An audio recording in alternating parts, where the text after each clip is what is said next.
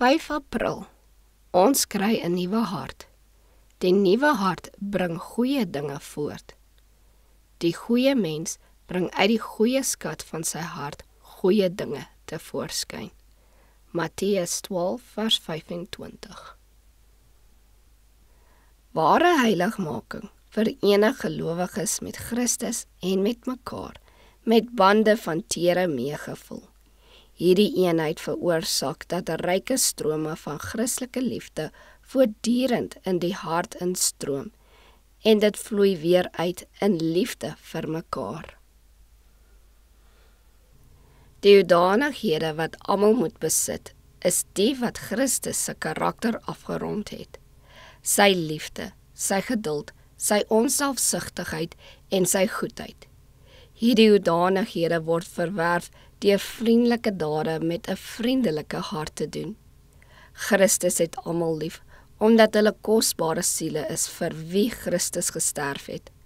Daar bestaan nie so iets soos 'n liefdelose Christen nie, want God is liefde. Dit is my gebod, dat julle mekaar moet lief hê, net soos ek julle lief gehad het. Dit is die vrug wat aan God teruggegee moet word. In die verhewe werk om die eie ek te oorwin, sal die Here elkeen van ons help waar ons die meeste hulp nodig het.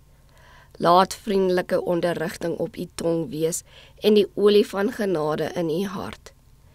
Dit sal lieflik gevolge hê.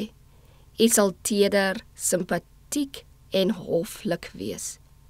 U het al hierdie bekoorlikhede nodig. U moet die Heilige Gees ontvang en in u karakter inbring. Dan sal dit soos 'n heilige vuur wees, wat soos wierook tot God opstyg. Nie uit lippe wat veroordeel nie, maar as geneesmiddel vir mense siele.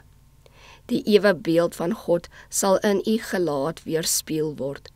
God vereis dat elke siel in sy diens sy wierookbak by die kole van die heilige vuur moet aansteek. Die gemeene, krasse, harde woorde wat so maklik van u lippe kom, moet gekeer word, en die Gees van God moet deur die menslike verteenwoordiger spreek. Deur die karakter van Christus te aanskou, sal u in sy beeld verander word.